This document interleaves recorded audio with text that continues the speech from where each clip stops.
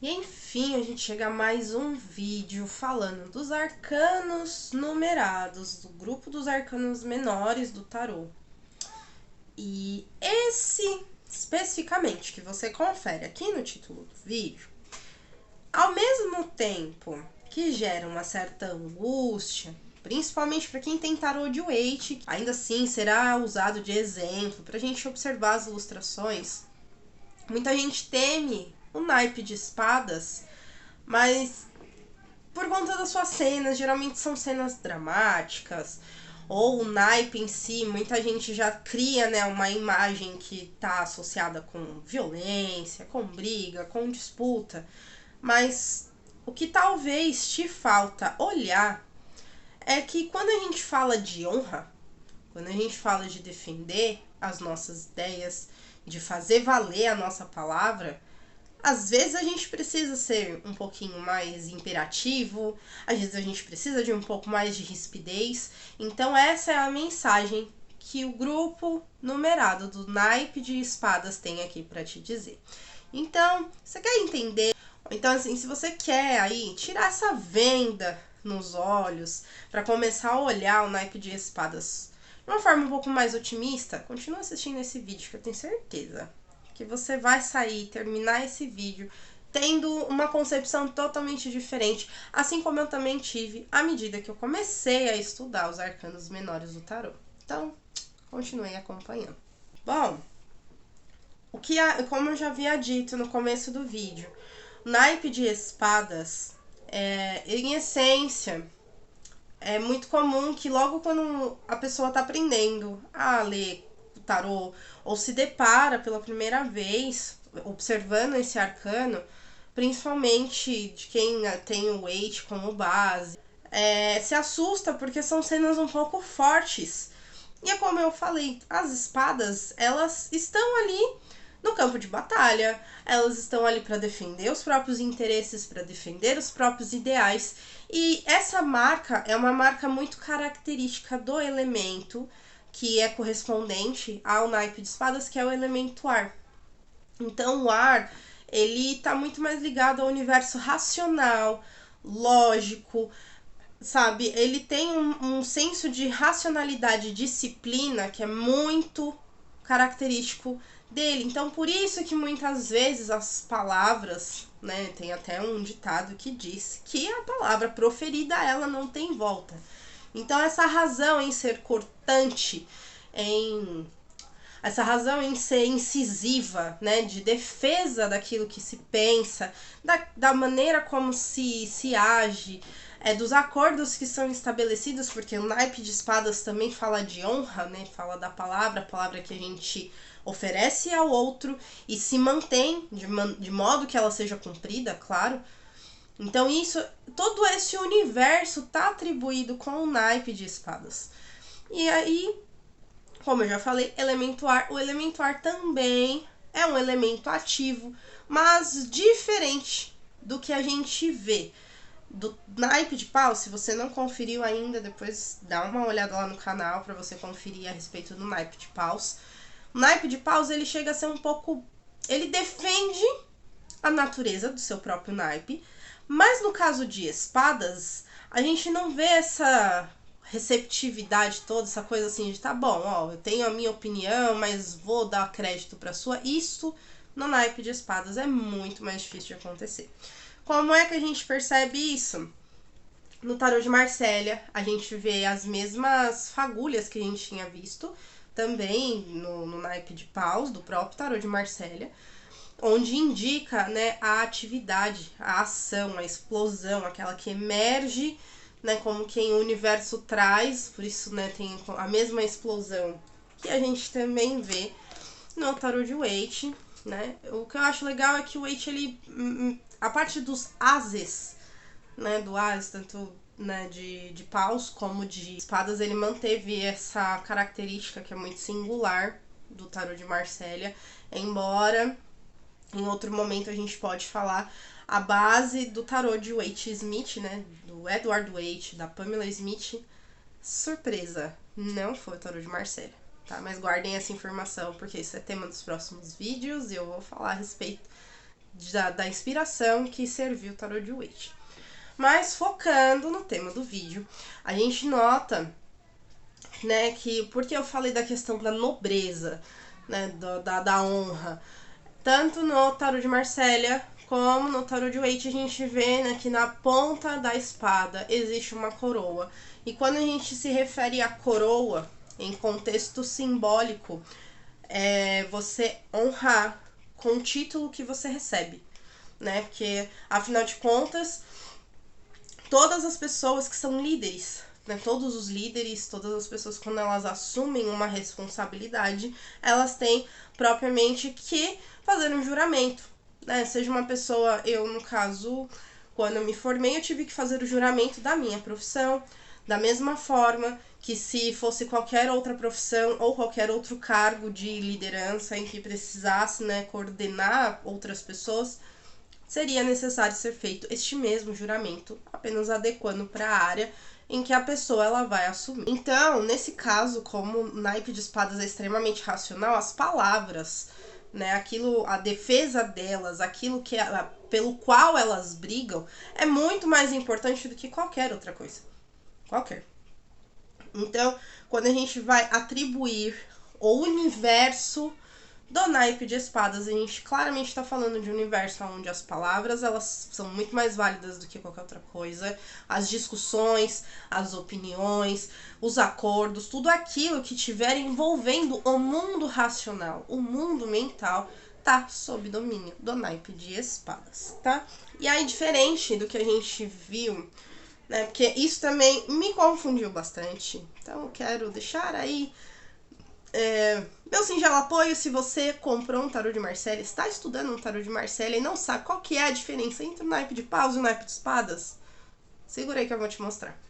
A gente percebe que no naipe de paus, ele é estático, né? Ele é reto, ele não tem muitas curvas, né? Tem uma predominância, no caso do naipe de paus, de amarelo, né? Também fala da ação, da impulsividade, da tomada de decisão, tem muito amarelo e vermelho no naipe de paus, mas no de espadas a gente encontra sobretudo a cor preta, né? E ela segue os mesmos princípios, né, de ordem de crescimento que a gente viu nos outros arcanos, né, no caso do tarô de Marsella. Então a gente tem aqui o 2, temos o tão temido 3 de espadas, né? E aqui eu preciso lembrar vocês, né, que aqui as espadas estão guardadas, aqui ela existe, mas é como se ela estivesse com a bainha, né? Porque não dá necessariamente para saber se essa é a lâmina real da espada ou se não é. Enfim. 4. Aí vocês podem perceber, né, que é um padrão do próprio naipe de espadas, e depois de muito tempo estudando que eu fui entender, ele tem essa questão da curva, né?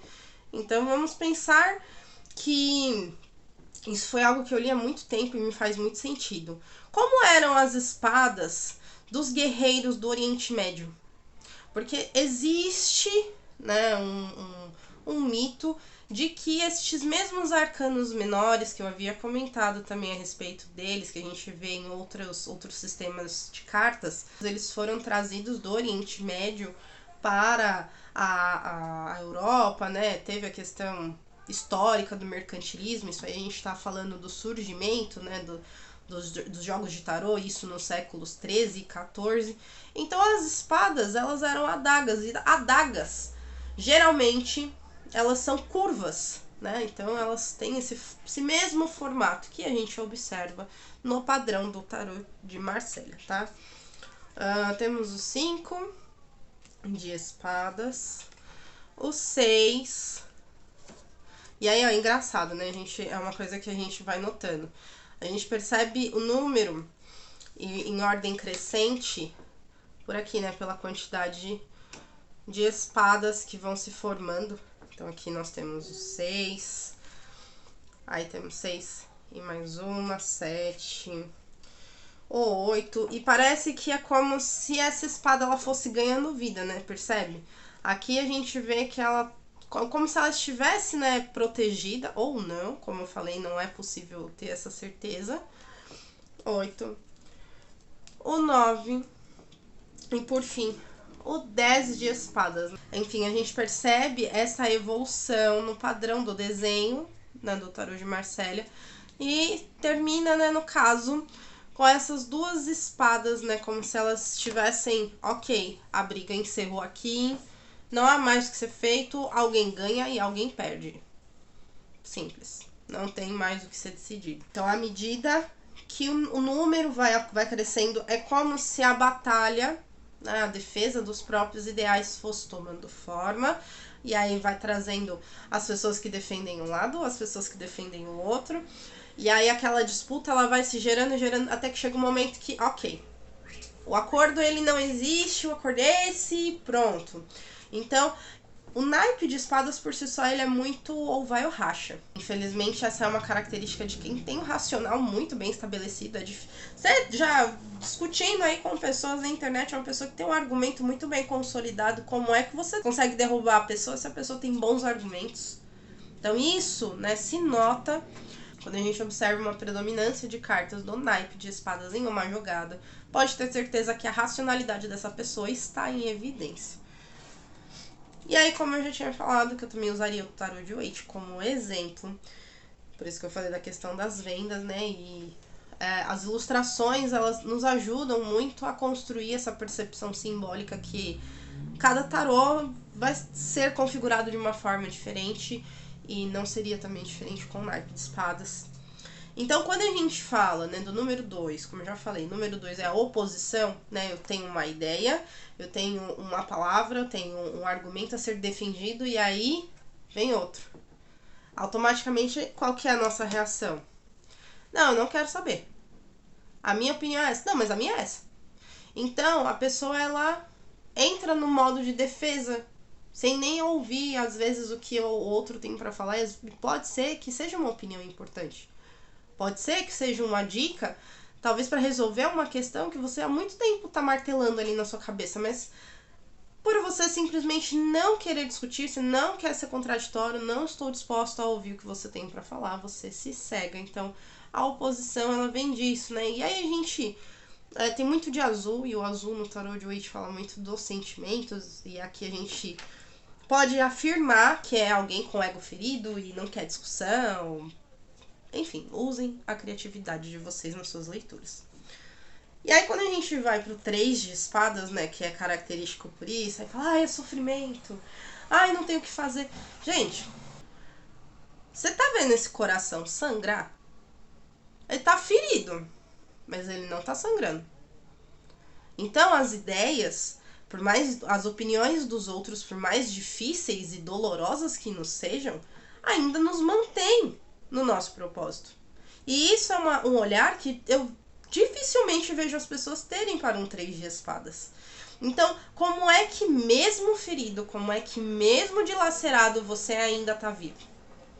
Se fosse para essa carta dar uma mensagem, seria essa.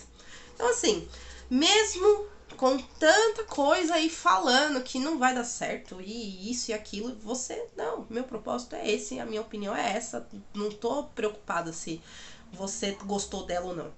Isso é muito 3 de espada, gente. Muito. E dando sequência, quando a gente se depara com o 4, né? O 4 é mais ou menos assim. Eu tomei atitude, arrumei a briga. Tá. E agora? O que eu faço?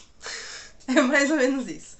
Então, lembra que eu falei que nem todo número combina com todo naipe? E isso se aplica aqui também ao naipe de ar.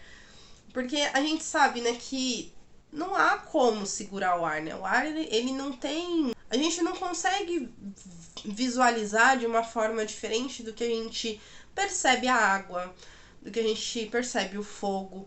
O ar, ele tá rodeado por onde a gente estiver, né? Dentro da nossa atmosfera, ele está por onde quer que a gente esteja. Então, como é que a gente consegue estabelecer uma ordem para que esse ar ele permaneça estático?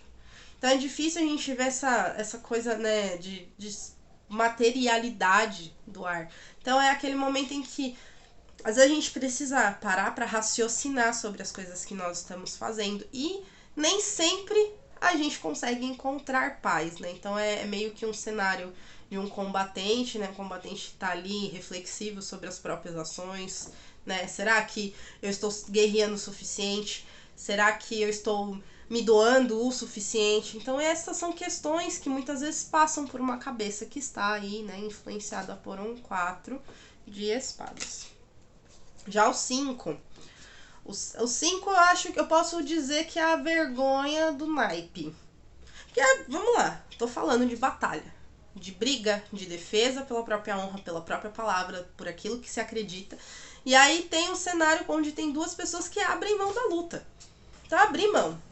Realmente, ó, não quero mais batalhar isso aqui, eu sou um perdedor. O outro, também sou um perdedor, eu não sei lutar direito mesmo. E abandona. Então, abandonar a arena de batalha pro naipe de espadas é algo muito duro. Mas sempre tem alguém que tá ali recolhendo essas espadas, dizendo, bem que a gente avisou que talvez não daria certo. Então, quando a gente se depara com 5 de espadas, é aquela ideia que não foi bem fundamentada, que, sabe, não teve um propósito. Sabe aquela coisa de ficar falando e não chegar a lugar nenhum? É esse arcano. Então, a gente pode enxergar na nossa vida aquele momento em que às vezes a gente se sente frustrado, às vezes a gente vai apresentar um trabalho na frente do professor e o professor fala que a gente não falou lé com cré. Então isso representa na vida um 5 de espadas. Já o 6 eu acho. O 6 de espadas eu considero uma carta muito dramática. Porque é aquilo, a gente tá falando do abandono de uma batalha. E aí a gente se depara com o momento em que eu preciso recolher aquilo que eu tenho. Minha palavra não foi bem fundamentada, tô envergonhada, estou frustrado comigo mesmo. E aí a pessoa, ela volta ao seu local de origem, né, para tentar entender o que levou ela a se sentir envergonhada, mesmo que na cabeça, né, a defesa das suas ideias, aquilo que ela acreditava, poderia estar certo.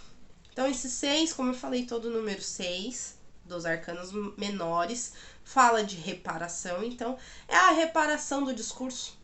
É o momento em que, ok, eu sei que isso não deu certo, o que será que eu falei que pode ter sido uma bobagem tremenda? Nossa, acho que num próximo eu vou melhorar nisso.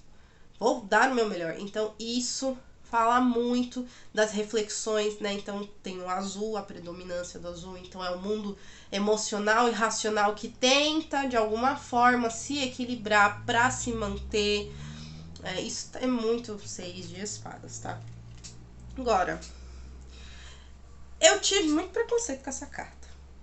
Eu confesso a vocês que pra mim não foi uma das melhores cartas, mas eu aprendi muito com ela com o tempo, à medida que o tempo foi passando, que é o 7. Lembra que a gente falou do lance da persistência do número?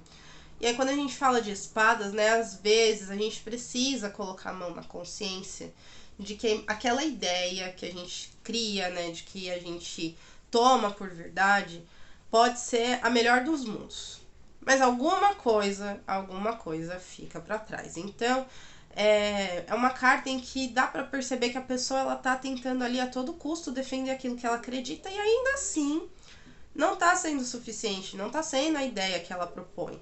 Então, quando a gente fala do número 7 de espadas, é aquela persistência da ideia que não dá certo. Então, assim, talvez a reflexão do discurso lá no 6 não foi exatamente o que a pessoa estava querendo fazer e continuou não fazendo.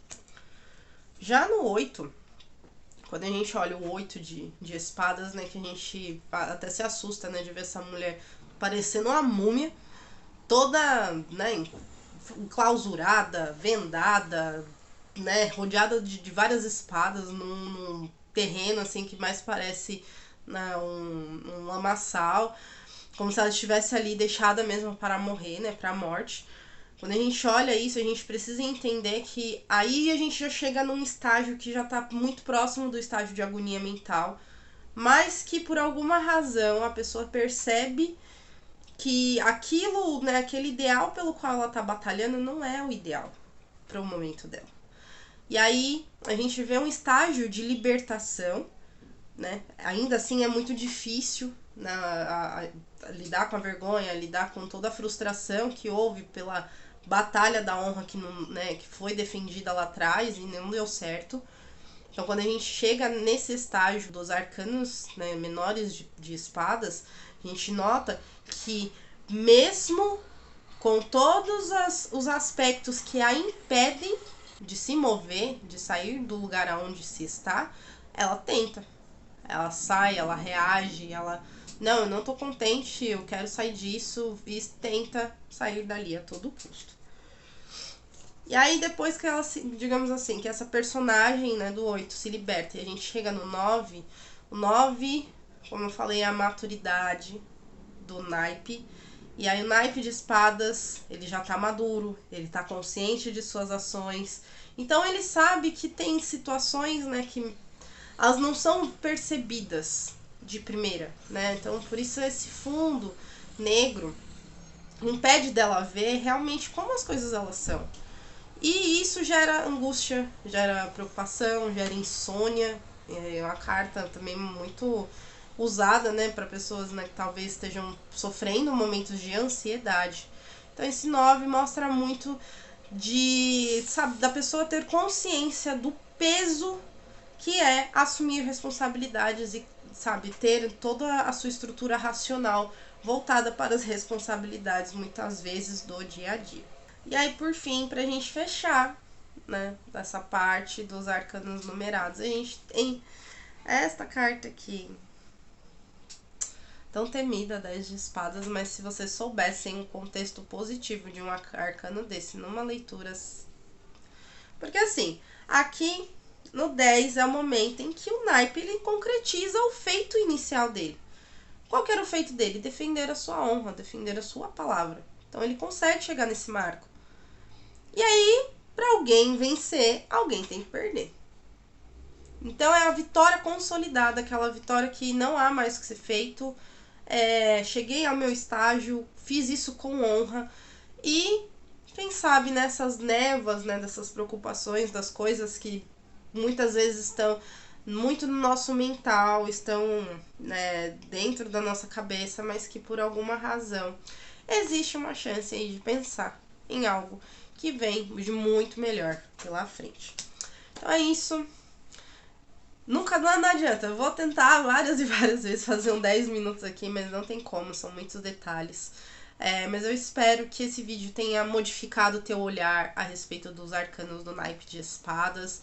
Eu espero que, de alguma forma, tenha aberto um pouquinho aí a sua cabeça para você entender melhor como é que funciona esse universo. Então, se você gostou desse vídeo, já sabe, não esquece de deixar o seu like. Se tem alguma dúvida a respeito dos arcanos de espadas, aproveite os comentários desse vídeo para poder me falar, tá certo? Então, um beijo. Te vejo no próximo vídeo.